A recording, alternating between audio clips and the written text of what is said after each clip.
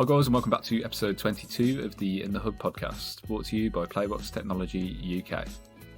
On this week's episode, we speak to Petra Oblak, co-CEO of Vision 247, life coach and mentor. Petra has been at the forefront of the broadcasting technology industry since 1988, founding a number of internationally successful broadcasting companies. Currently, Petra is managing Vision 247's OTT platforms and working with content providers to help with the monetisation of their content. She's also channeling her experience and expertise into life coaching and mentoring for corporations or individuals undergoing change. So, good morning, Petra. Welcome to the In the Hub podcast. How are you today? Good morning, Neil. Thank you for having me. I'm great. Thank you. So we'll just get straight into the questions then, if that's okay with you, Petra. Yes, sure. Awesome. So, Petra, how did you get started in the broadcasting and media industry? Well, you're looking back probably 25 to 30 years. Well, I've always really had a drive for business. And I was really... it was really entrepreneurial ambition that encouraged me to come to London in the first place. I was born in Slovenia, at the time old Yugoslavia. And, you know, for me, England was this land of endless opportunities. And within 2 years of arriving in London, I co-founded my first company, Connection Exports. And I believe that was around 1988, 1989, somewhere around there. And in fact, that I ended up in broadcasting and technology sector was really just a business decision. It wasn't because I had some specific background on broadcasting. Yeah. It was really based on opportunities and contacts that I and my business partner had at that time. So it was more a case of you just kind of found yourself in the broadcasting industry and it kind of went through from there. Yes, absolutely. As I said, I came from old Yugoslavia, and at the time that combined 7 different regions, and every region had a national broadcaster. And over the years, you know, the private market came through, and this is where we saw an opportunity for, being part of broadcasting. Yeah. And it's interesting hearing an outsider's kind of perspective on London, as well as being kind of a land of opportunity as well. Because you tend to kind of forget that when you're born within the UK and you live within the UK. You know, that I mean, I'll never forget, coming to London, it was just like, oh my God, the country, the things that they were made so difficult in old Yugoslavia. When I was back home, I wanted to have my own business, right? And there were just a list of requirements, to start a business, on the training, on the paperwork and all. They just made it very hard for you to build something. And I always had that surge. I got to do something. I want to do it outside that socialist environment. I felt completely strangled working in my company, not my company, in a company in Yugoslavia. It was called Iskra, telecommunication company. Working whatever it was, 7 till 3 every day or 4. And it was that urge, that really drove me to come to London. Yes. Yeah. Well, that's a really interesting start, Petra. And just branching off that a little bit, could you kind of paint a picture for us of the nature of the broadcast industry when you kind of founded your first broadcasting company? The nature of the broadcasting was completely different at that time. We've mainly worked with broadcasters in former Yugoslavia. You're talking classical broadcasting, shipping boxes, monitors. And, there was no computer in the broadcasting sector at that time. So when I've actually founded my first company, it was called Connection Exports. That really was a system integration provider, for broadcasters. And as part of that, we became a representative, a distributor for a number of other broadcasters, and such as Panasonic Broadcast, Matrox, if you remember, Fora, those were the brands at a time, Sony Broadcast. And as I said, at the beginning, majority of our business was with broadcasters and production companies in former Yugoslavia. And we must have installed over 40 regional TV stations just in that region alone. But, we've expanded business very rapidly into different markets. And, we've very soon expanded activities into Africa, Eastern Europe, Middle East, and really probably successfully completed over 150 large broadcast projects worldwide. And that's what the broadcasting for me at that time was, building TV stations, TV centers. One of the first ones we built was Abu Dhabi News Center, stations in Nigeria, Georgia, or even just simply equipment supply to countries like India and so on. Yeah. How difficult was it for a TV station or a channel to kind of get up and running at that point? At that time, things might have been even easier to some extent because there was kind of box set for a TV channel. Not much was changing at that time, It was as it was. But so I wouldn't think it was difficult to get a TV channel up and running, especially in a small setup, providing they had a staff willing to be trained and that they had sufficient time allowing for installation, testing and training. And, I found over the years that, somebody makes a decision today, I want to have a TV channel, and then they come to you and say, I want to launch tomorrow.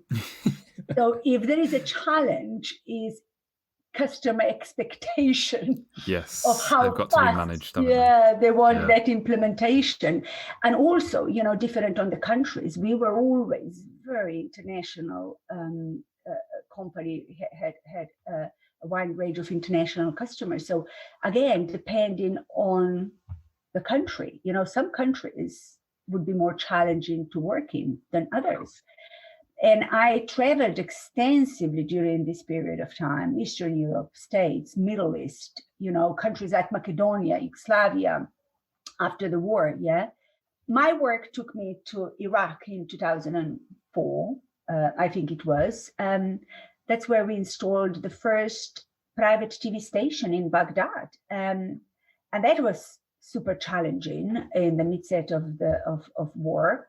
And I traveled there with Don Ash. At the time, he was head of our system integration at Honor Systems. He moved on to found Honor Playbox, and we stayed friends and worked together for a number of years after that. And, we traveled to Baghdad. There was not even a commercial flights at the time. We had to take a small special plane of 10 people that had to land, a spiral land because of all the bombing. And, we were very lucky on the ground. We had an engineer called David Isaac who picked us up. And when he picked us up, everybody from the airplane and some other people, the airport was like middle of the desert. It was like completely deserted. Yeah, of course, yeah. And he picked us up, and we were the only ones not having received the life jackets. And me and Donna looking at him and said, why aren't we having a life jacket? She said, well, because you don't want to cause, you don't want to be seen that you're somebody different. So we're just going to go in the car and we're going to drive very fast. And he even put us in a different hotel to where all the press was staying, because he said that's where it's most dangerous, where everybody else is. So we were only there for two nights, and it was just great to be part of building up this TV station to allow the right information to go out to people. It was, history changing, so these are like the highlights that gives you those pleasures in the broadcasting, that you do help people through broadcasting. It sounds like, even though obviously that being your kind of first move into the industry, it sounds like there are already some unforgettable experiences being made. Absolutely. How did the business grow from your kind of first system integration company to where it is today? Oh, wow. I think the system integration was the foundation of all my businesses for many, many years. Yes. But the business took a fundamental turn in early 90s with digital editing system entering broadcasting. And that was a major milestone in broadcasting and also for us in our organization, And I think the main success always with my businesses was the understanding of customer demand and then having that knowledge of what is coming next, Yes. or the knowledge of technology. So I was very lucky to work with people within the industry, within my company, like Matt Vidmar, who was a real visionary always and knew what would be coming next. Yes. Yeah. That's the kind of people you need, isn't it? And the change from really a just integrator or, distributor, really the biggest change happened, as I said, in the early 90s. We've launched our first server, right? And there was, we were not reselling it anymore. We've started building, manufacturing our stuff. So we've had this first, I'll never forget, Alpha 63 server, We called it X server. It was like the first, I think, 63? First 63 megabits. So it was a big thing at a time, Oh, I can imagine. Yeah. I'm just picturing this huge. Yes. And we were attending IBC and Montreux. I remember even our first advert as a company was because of this new X server that we built. And we had this advert with David Bowie. Blimey. And the picture of the X server. I don't know why combination, but, that's what it was. But it was a big milestone for us, and it was fun. And actually, our first customer, and again, I'll never forget, was actually the South African Interpol.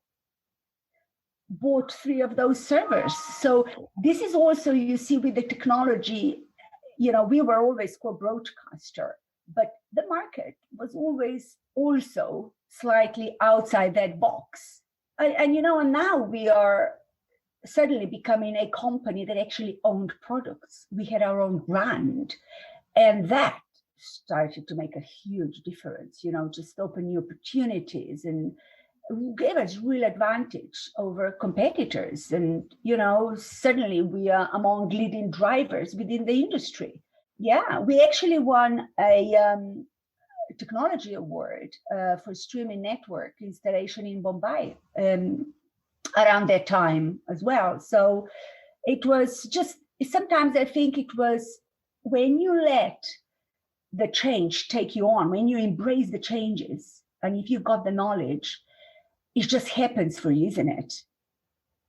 You let the change to drive you to the success. I think that's a brilliant sentiment, Petra. And I, as you were saying kind of earlier, it's kind of like a fine line between obviously knowing what your customers want now, knowing what the demand is like now, and having these people like the visionaries on the team that can predict what's coming and action that as well. Yeah, and so then now we've got servers, and then the next big thing, it's nonlinear system editing. That I'll never forget. That suddenly, you're talking to traditional broadcasters for years and years, the engineers who were in the industry for 40, 50 years. And then suddenly they've got this non-editing system. And it's like, we don't want it. We do not trust computers. We don't want that. There was a huge resistance. Actually, to think about it, though we always embrace the change positively, the older traditional state broadcasters, that took years to change, just the attitude and also the word in broadcasting always was, if it works, don't fix it. So why would we want a nonlinear system? Everything works perfectly, and and again. We went on with time, and we've built the first nonlinear editing system. At the time, it was called Division, and it allowed the file to be captured on computer disk, and it was a fantastic new things that happened, right? And we were again right there with the system, traveling to shows like IBC Montreux, showing our nonlinear system, and selling it as part of the integration, either the whole TV station or just as a product to a client. Yeah. But again, the changes were always there. And then I think we've hit a new millennium and more technology development changes that affected the business. And then at that point, we've actually rebranded our business from old correction exports, which was really just equipment provider, distributor, integrator. We rebranded to, we founded actually a new company called On Air Systems, and start developing our own products and software for customers. So having gone through the changes on hardware and starting hardware development, we now say, you know what, we got to get into software development. Yeah. So I know we've obviously been talking a lot about change, and obviously, well, we can see for ourselves, can't we, the immense benefits that it's had for our industry. But, is change always a good thing in our industry, or are there any kind of drawbacks that you can think of? I think changing technology always brings new challenges. Yeah. But in my experience, though, on first sight, could look like a threat to the business model. Important thing for businesses to grasp new technologies that provide most cost-effective and better quality service to a customer, right? Yeah. And the challenge I really enjoyed, and the key element of change, was the work with the staff to ensure they are supported. So I would say change, it's always, yes, I would embrace it, absolutely. And, also just the change that we went through with, for example, owning technology and then utilizing that to provide services to a customer. It's sometimes the change is inevitable. And I really enjoyed play-out services, working directly with customer on a daily basis, on building that long-term relationship. And it's different to integrate a TV station, right? Yes. And you hand over the station, or you provide equipment, resell equipment. Yes. There is a different element to when you use your technology to provide the service. And it's that part that I really enjoyed, working in service sector, bringing international content to the UK, enjoying day-to-day channel play-out operation, just different and much more enjoyable for me. 100%. Yeah, I can see that. I think, yeah, it's, as you said, you can't stop people innovating. It always needs to be happening, even if it's kind of really peripheral vision, right outside. But it's, I think it's something that obviously needs to happen, and it, should continue. So what can happen if you're too reluctant to change in broadcasting? Have you seen any kind of first-hand yourself? Well, I don't think the business could survive unless it embraces the changes. And I think this would apply to any business. But particularly in broadcasting, would actually apply to both a broadcast service provider or broadcast equipment provider, as much as a broadcaster itself. It just have to change with time. And, if you wish to keep going, even if you don't like the change, you're forced into it. I just don't think it's any other way.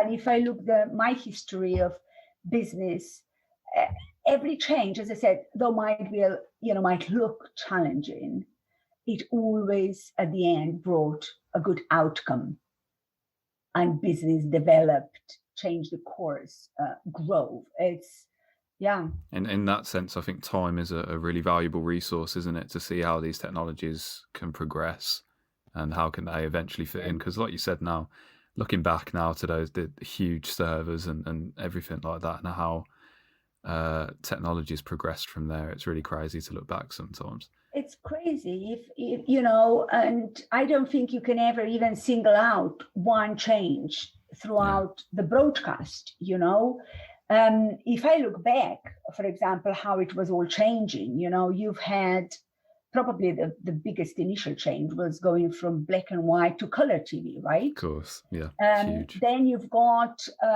this computer. I mean, I still remember black and white movies at a time. Then you've got into color.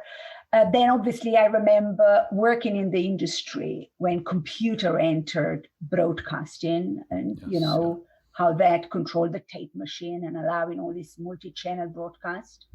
Yeah.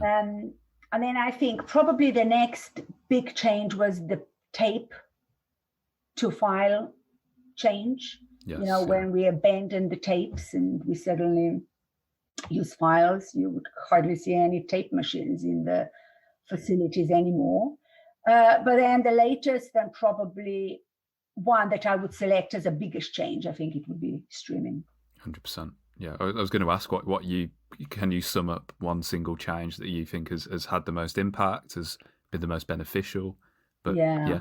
I would probably streaming. I completely agree. I would probably pick up streaming. Just and as I said, it's usually the last thing that happens to you, right? So when I was at the point of computer, it's like you would have think nothing else can probably change. This is such a huge change, right? This is such a huge contribution. What else can possibly, So now it's streaming. God knows what's going to be in 10 or 15 years. But so far, streaming. So it's almost scary in a way, but it's too exciting as well. That's the problem. It is, isn't it? It's like every change. It's scary, but it's equally exciting. 100%. Completely agree. Yeah. I think, So in terms of OTT, and I know you've obviously dabbled in this, how has the rise of OTT been progressing, especially during the pandemic as well, with lots of people at home?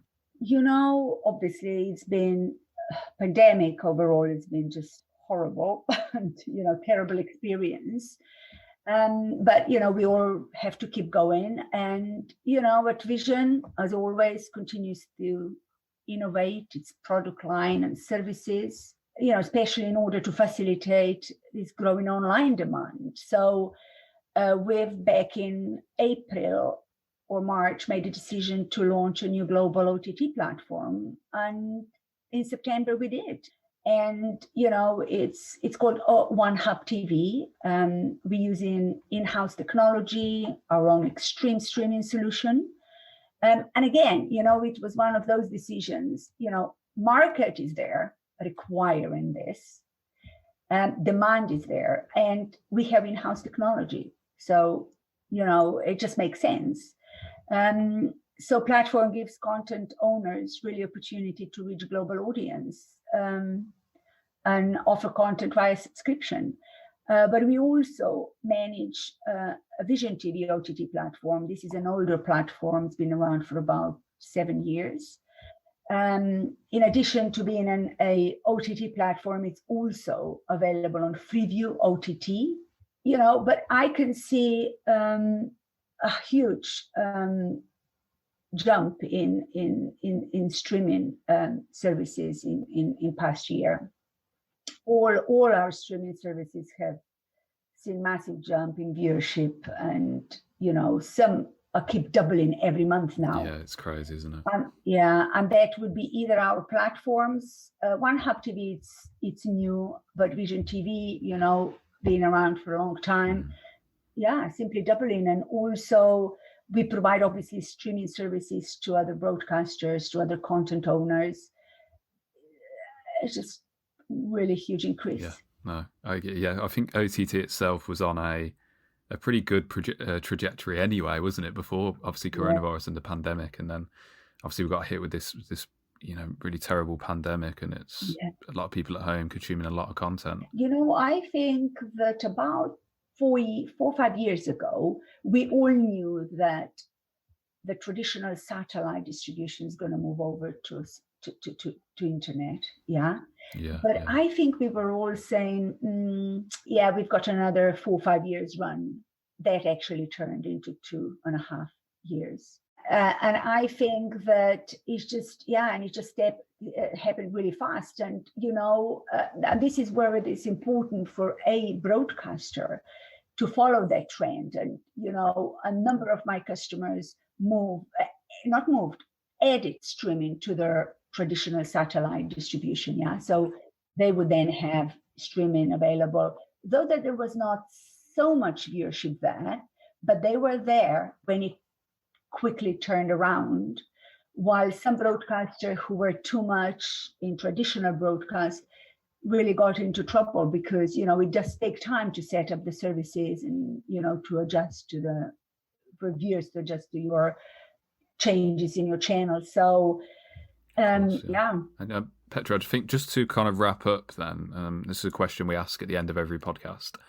And it's just, if you could sum it up in one word, what do you envision for the future of the broadcasting industry? I'll try to sum it in one word. Let me think. But, seeing the changes happening, seeing where we are today, I believe that it's going to be, and I think we are to some extent already getting there, right? But I think the merger of fintech, television, social media, e-commerce, wallet, merger of all these platforms, all in one. So if I used a one word, would it be maybe two words, unified platform, or all in one, or merged? Unification, really, the merger of all those platforms, they will have to come in one form. I think, fundamentally as well, it's going to be the whole connected TV type thing, isn't it? And having all these different platforms that you can reach viewers on. And that's just the way we consume content now, isn't it? Absolutely. It's just simply evolved. And I think that's what, again, it's, I think that people always seek for something better. Yeah, that's our human nature. We always want something better. And as technology is evolving, that's something better. It's faster available because technology is there to accommodate there. So, I think probably unified platforms where you can just get it, fintech, TV, social media, e-commerce, all in one, and that's where we're going to be. Yeah, completely agree. At some stage in future. Yeah, and it's going to benefit us as consumers as well, isn't it? It makes everything easier, more accessible. Absolutely. Yeah, because we are moving. Everything moves very fast nowadays. There is so much of information, so much of everything. Yeah. And again, yes, consumers will always drive, and technology giants, they will accommodate and give all of that experience to end user.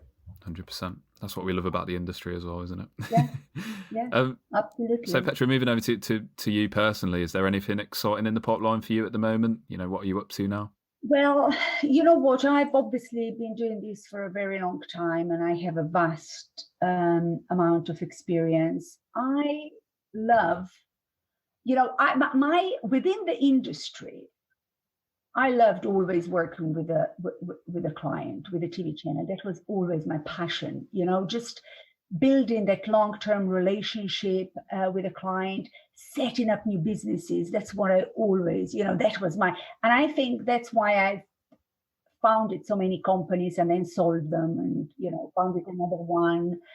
It's just entrepreneurial spirit, isn't it? And you can't shake it. And then when you launching new services or you launch a new TV channel, it's like, for me, it's something new. So I'm excited and I'm good at it. But again, I do enjoy that human relationship. I probably wouldn't be happy sitting at the computer and, doing something just with the computer all day. Yeah. I do like that. And, I've worked with, obviously, run the businesses, I've run businesses with 10 to 120 people. And I always also enjoy that relationship with employees, And I think that's also a big part going through the changes in broadcasting is, you have to accommodate your team, right? You got to support the team going through changes. It's hard for some, and you suddenly bring in new technologies, it's new trainings, it's hard. So I enjoy that mentoring part, within my always jobs that I had, which was either a CEO, commercial director, HR director at some stage, and CEO at the moment. And I'm seeing myself in the future more entering to mentoring, coaching side of the service, within the corporate business, not necessarily, obviously my experience is wholly within the broadcasting, but really within the broadcasting or any other business, in supporting maybe businesses going through change, supporting employees going through change, because I lived through so many. Yeah, 100%. And I have that experience and knowledge. So that is something I'd really like to move on to at some stage. Yeah, so I think, like you said, you're really well placed to be able to advise, different corporations, companies on this kind of thing, because you've been through it yourself. You know the knock-on effects. You know what happens. Yes. Yeah, completely agree. So, how can anyone get in touch with you if they're interested in anything you're up to at the moment? Well, obviously, I'm on LinkedIn. That's the easy. Then I, of course, I manage, I've actually with Envision 24/7 managed One Hub TV and Vision TV, our OTT platforms. So either through Vision 24/7 on those two platforms. So on there, I mainly work with content providers who want to come on the platform to monetize their content. And then, yes, and I am in the process of, in future, setting up the coaching and mentoring, but anybody interested in that, as I said, LinkedIn is the best way for both, for the Vision platforms or for consultancy or anything else. So Petra, that's absolutely everything. If there's anything else you wanted to add, please feel free. No, just to say thank you. No, brilliant. Thanks so much for taking the time to come on. It's been a really enlightening, and it's great to hear about some of your stories and experiences. Yeah, well, I could talk for another 3, 4, 5 hours. We'll have to do an extended uncut version as well. Because when I started thinking a little bit, I was like, I start remembering all these stories, and you're like, wow, have I really done that much? Have I really had such a huge experience? Yeah, it's just, it must be such a source of immense pride for you as well, being able to look back and obviously through the sheer amount of change you've been through. It is really, and you know what, when you're looking back, you always remember the good stuff as well. Yes, yeah, 100%. And I think that's important when you're going, if anybody would going through the changes now, and it seems really hard, it is. But, when you're looking back, almost, every change, either you learned from it, and you've done something different, next time, or it really helped to move forward and impacted the business or personally in positive way,